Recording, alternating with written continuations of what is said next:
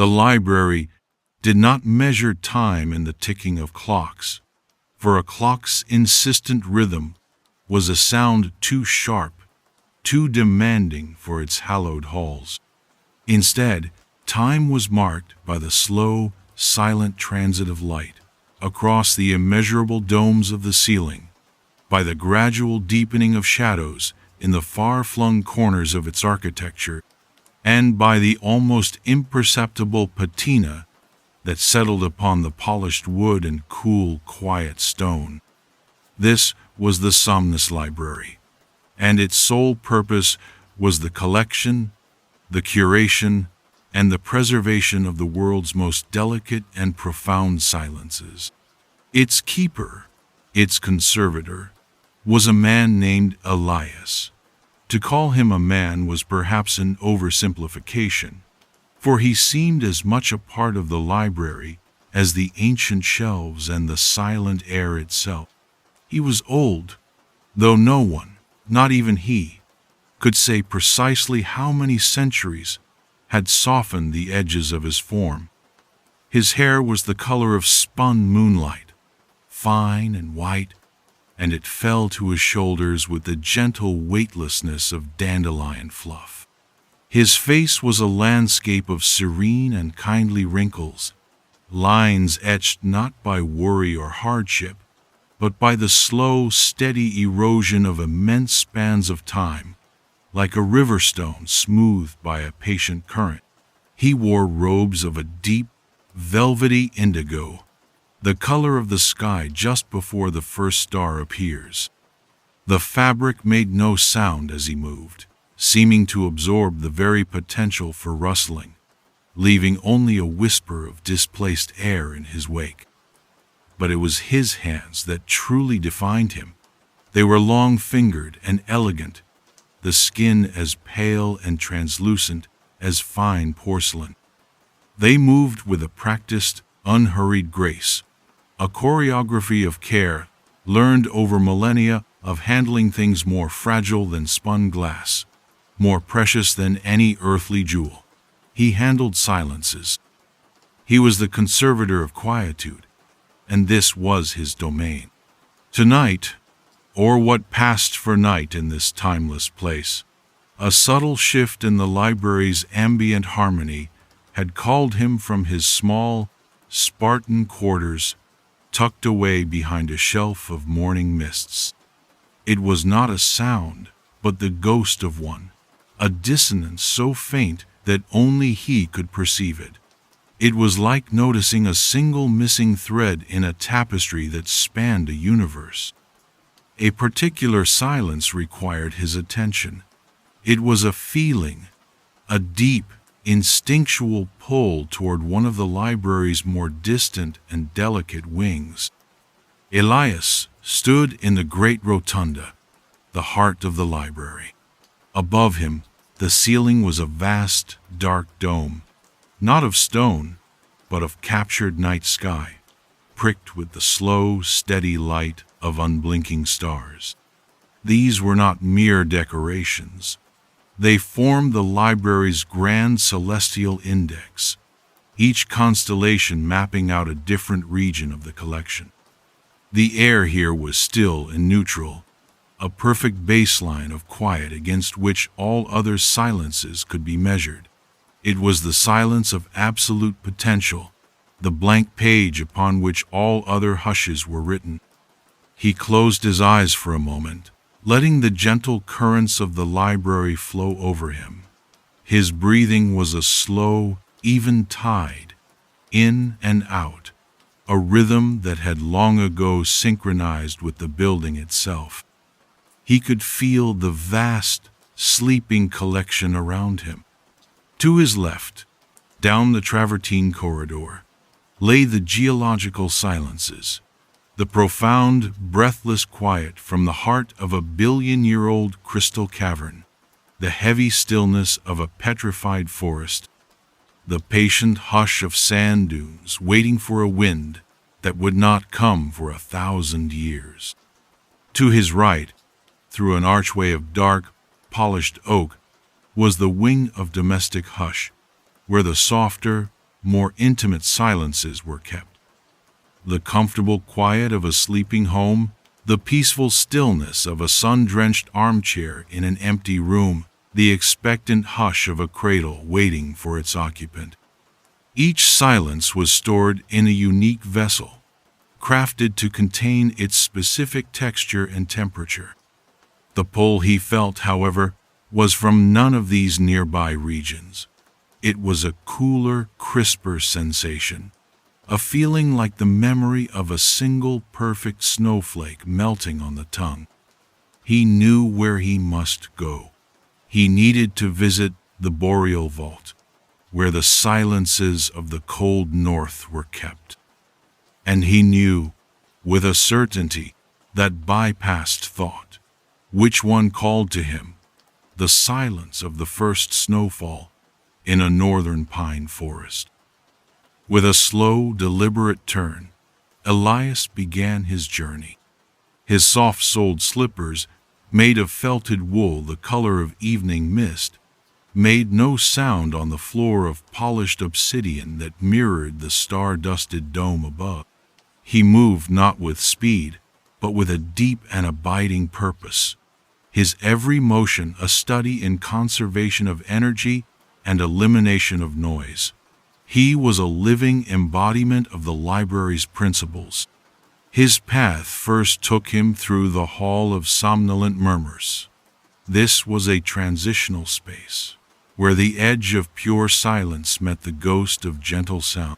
Here, on shelves of pale silver birch, were kept the quietest of whispers, not true silences, but their cousins, the murmur of a gentle stream heard from a great distance, the sigh of wind through tall grasses, the almost inaudible hum of a contented cat's purr, stored in a small velvet-lined box that was warm to the touch.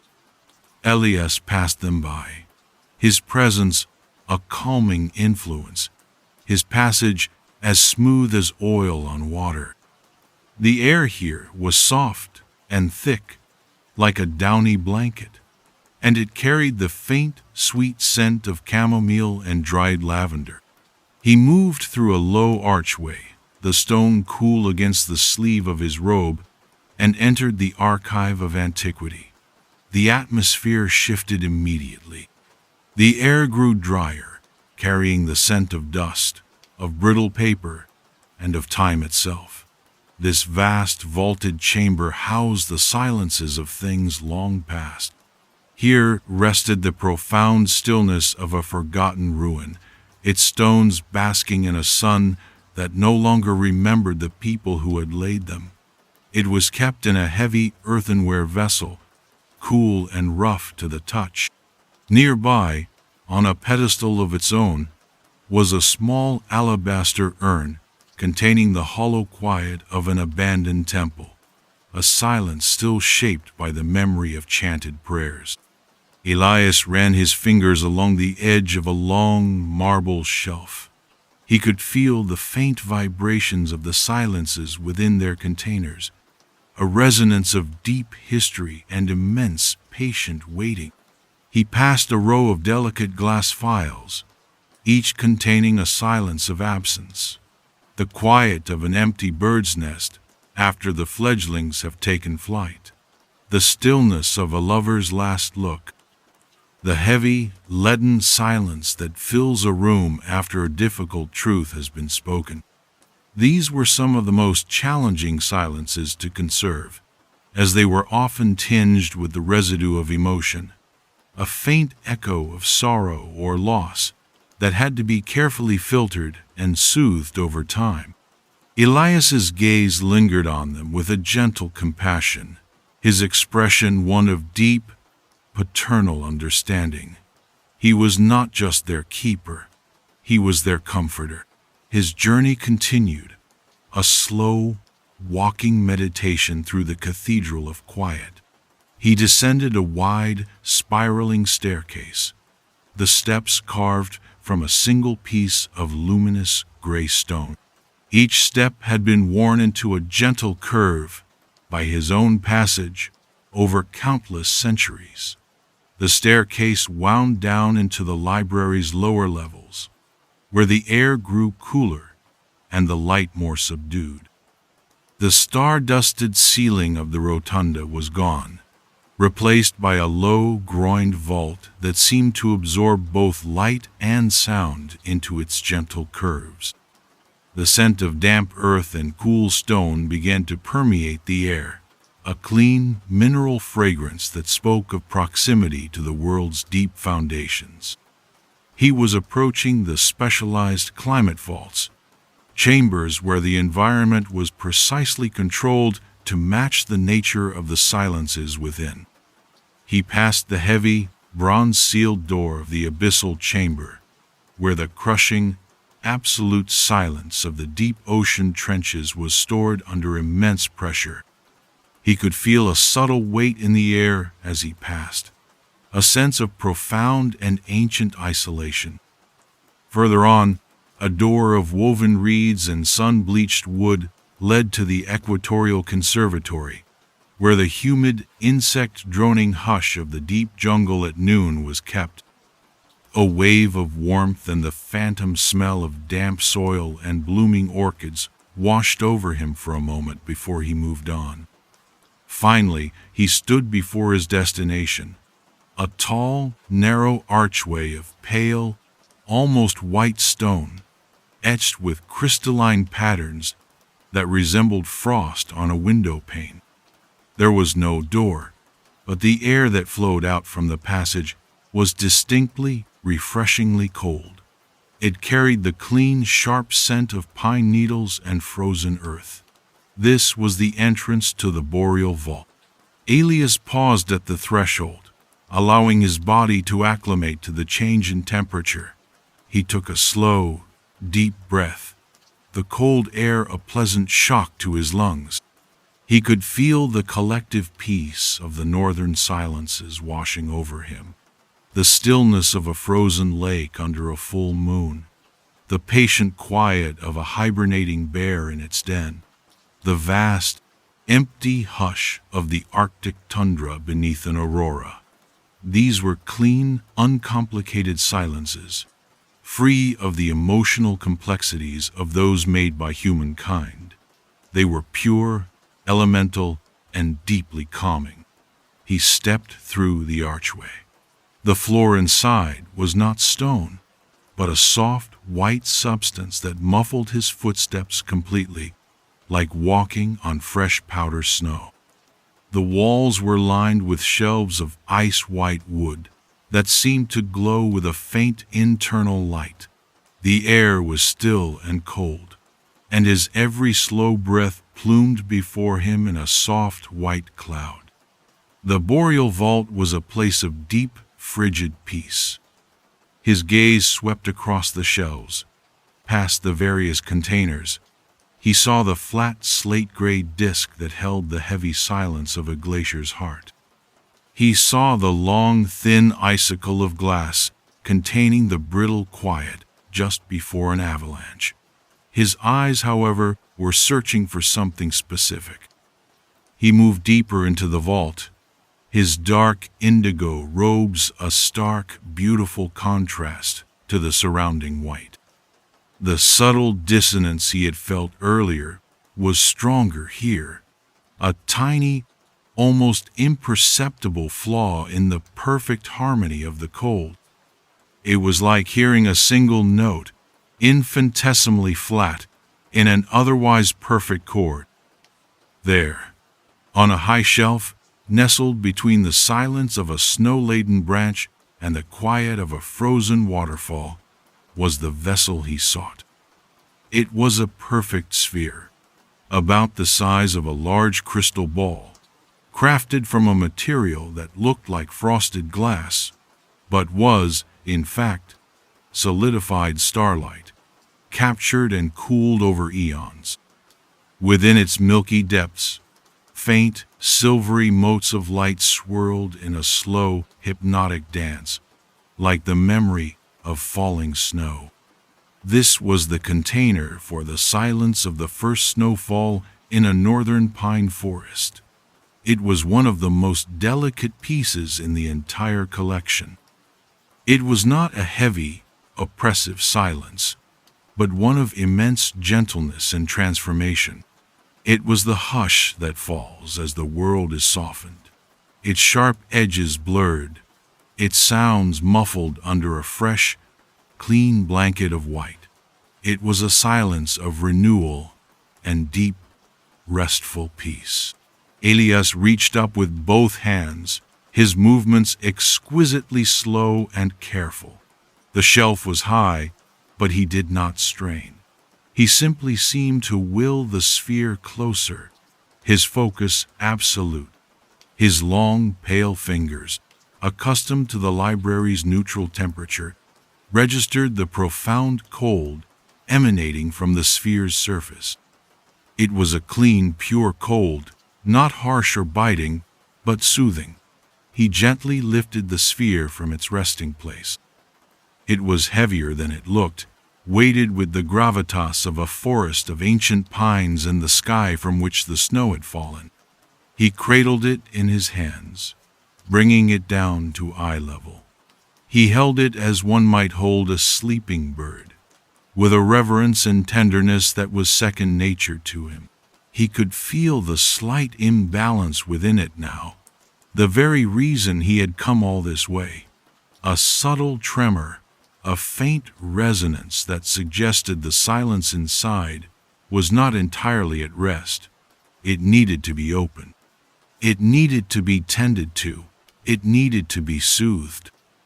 Elias carried the sphere to a small circular table made of the same glowing white wood, situated in the center of the vault.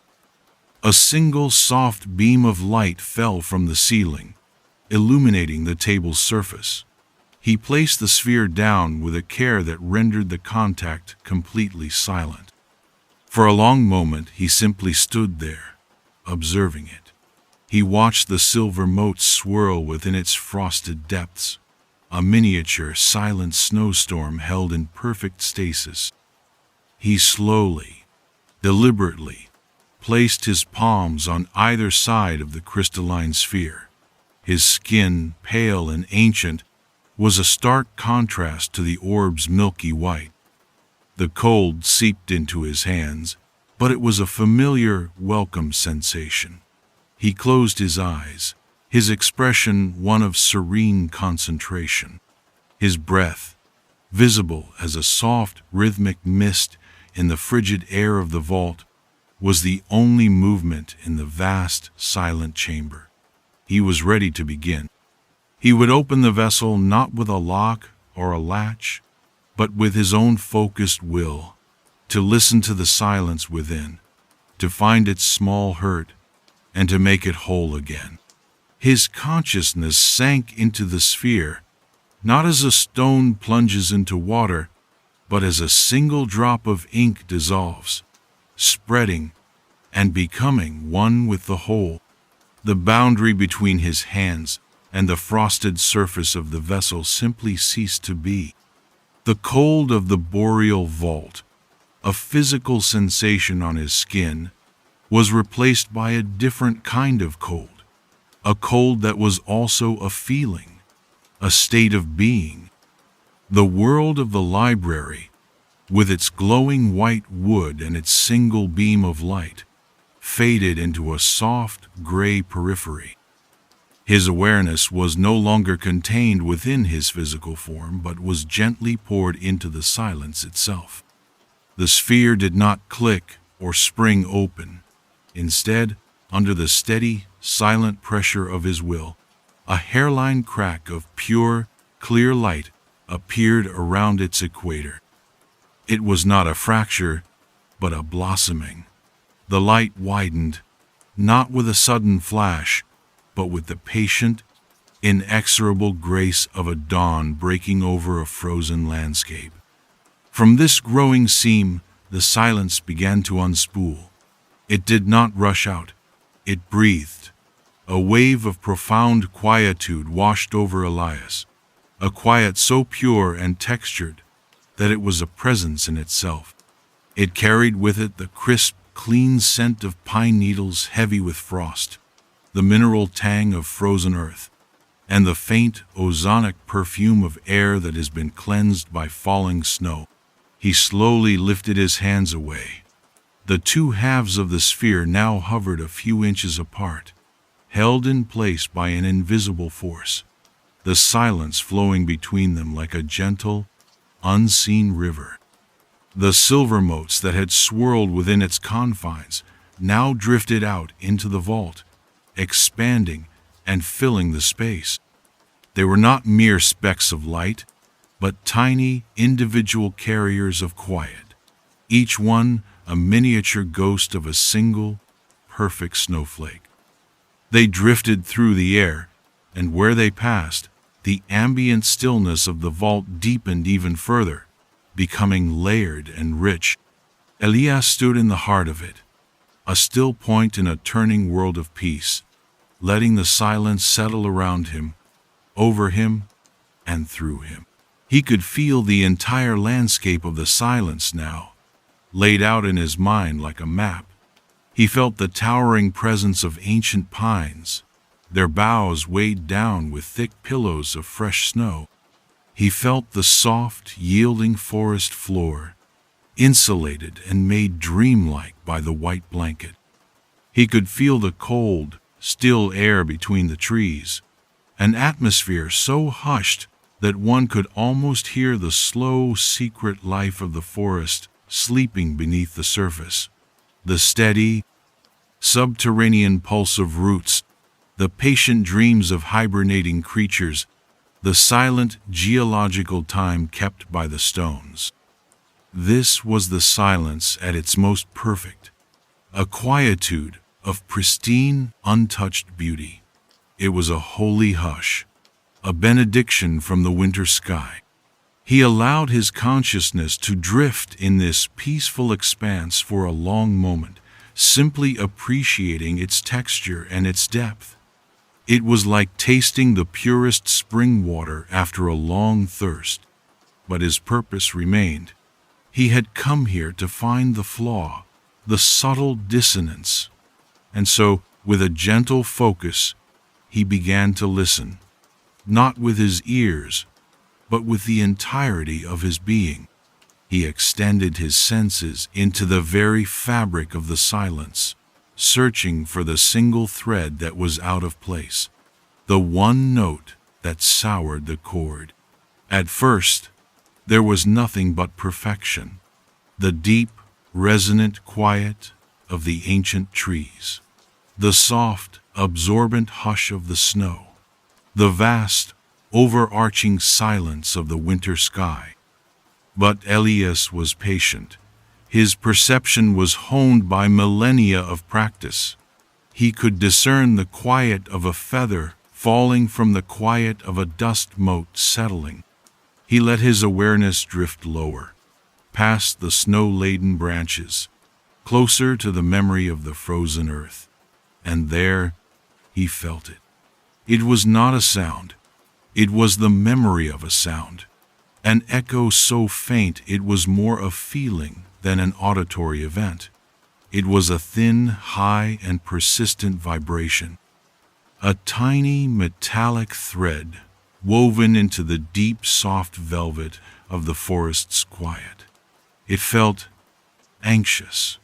It was a nervous, restless energy that did not belong in this place of deep repose. It was the source of the tremor he had felt in the sphere, the subtle imbalance that had called to him from across the library.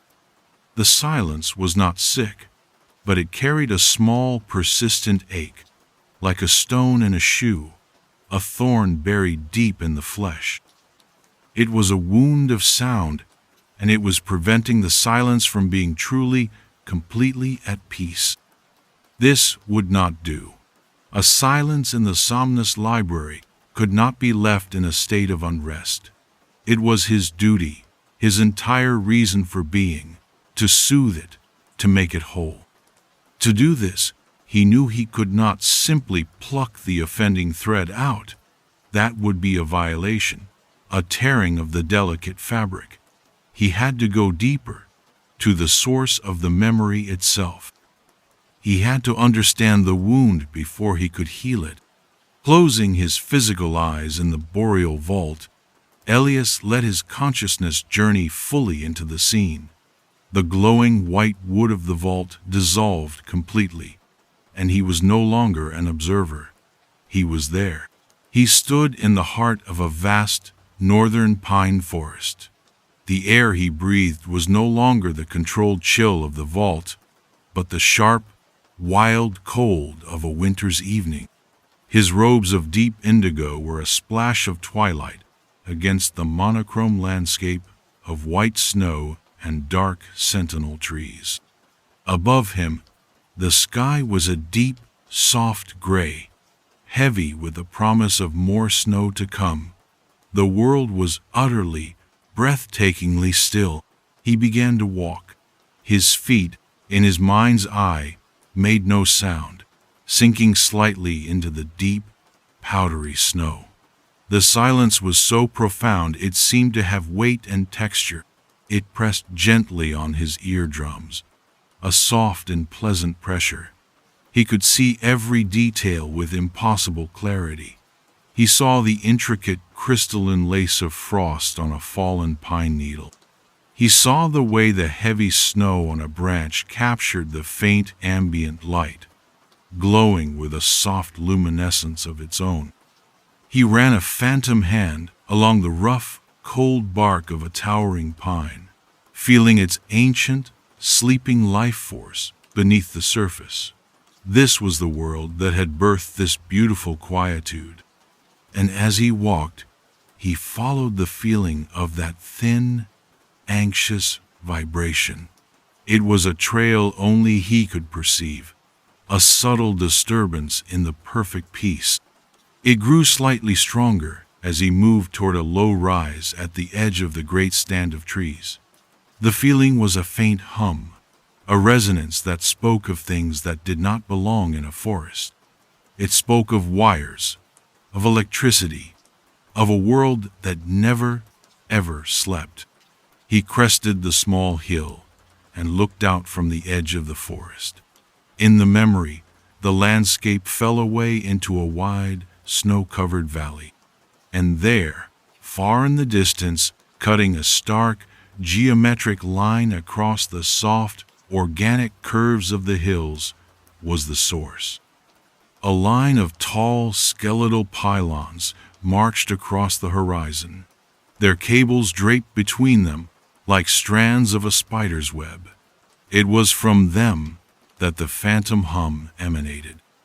On the day this silence was collected, the wind must have been just so, the atmosphere carrying the faint, high-frequency thrum of the power lines for miles, planting it like a seed of disquiet in the heart of the forest's peace. It was the faintest whisper of the modern, hurried world, an intrusion of relentless energy into a place of sublime stillness.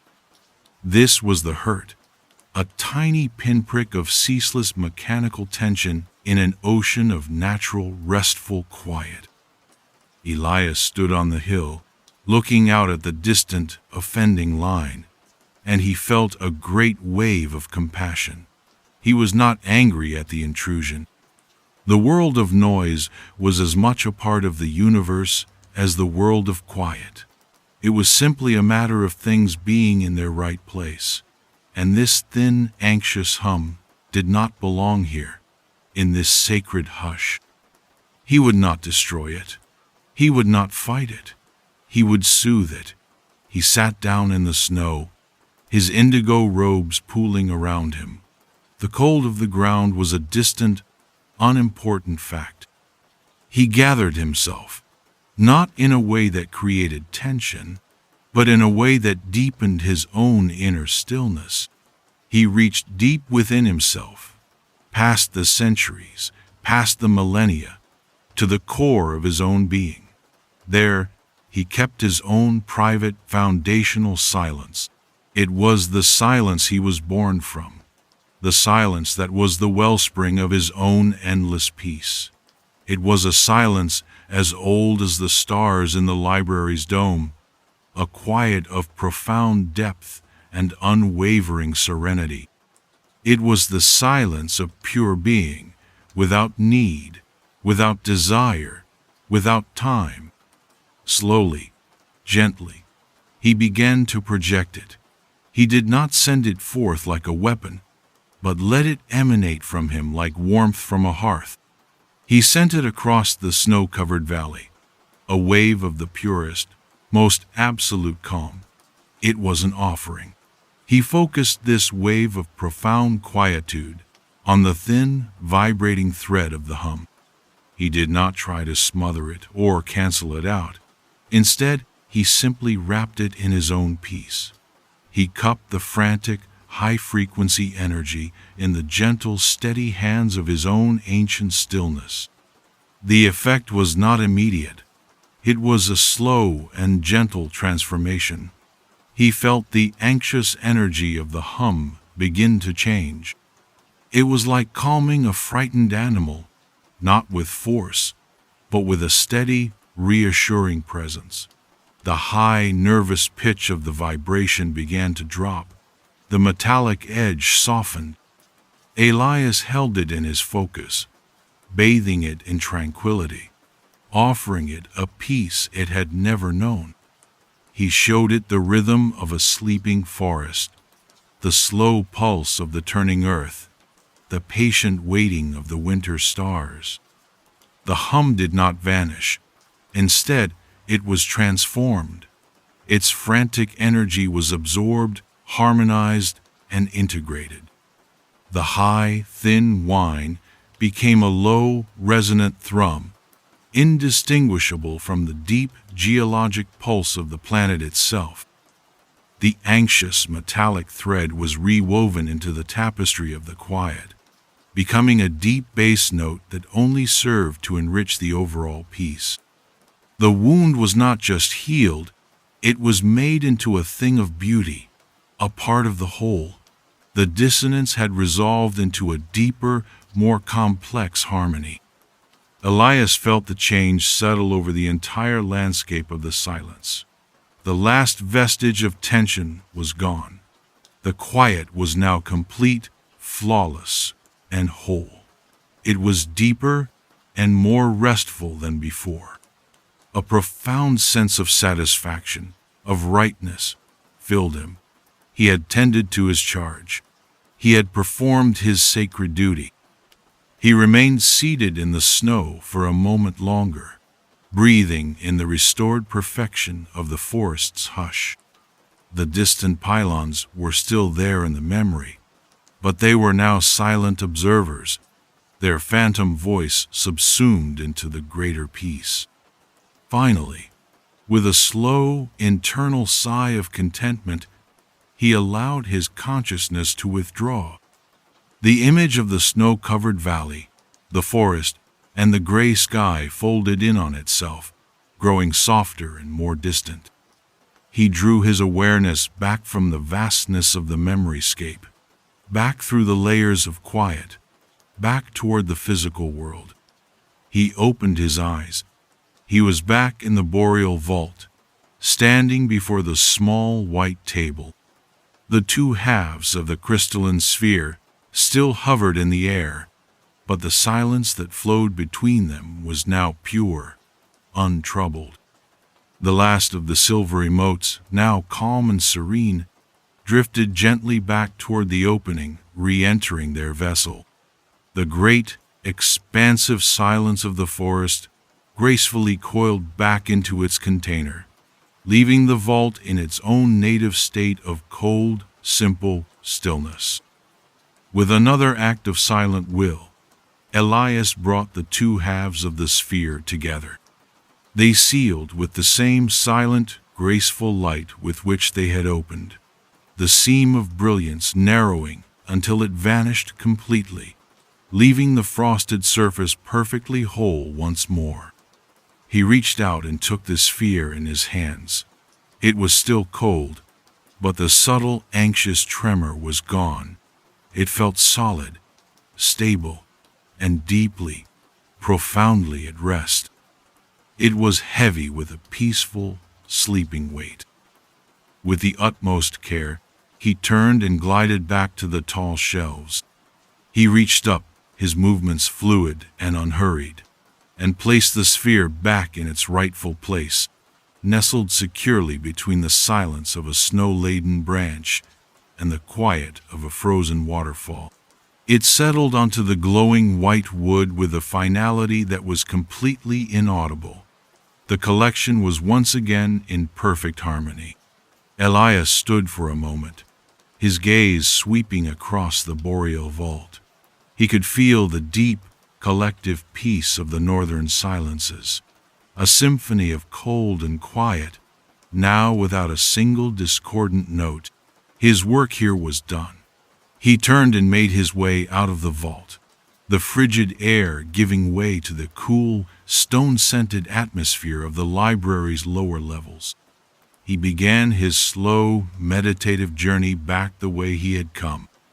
He ascended the spiraling staircase, his soft slippers making no sound on the worn gray stone. Each step was a familiar comfort. As he rose back into the upper levels of the library, the air warmed slightly, losing its mineral crispness. He passed the archive of antiquity, the scent of dust and ages washing over him. He felt the patient, deep history of the silences stored there, the profound stillness of ruins and temples, and he gave them a silent nod of acknowledgement. They were sleeping soundly.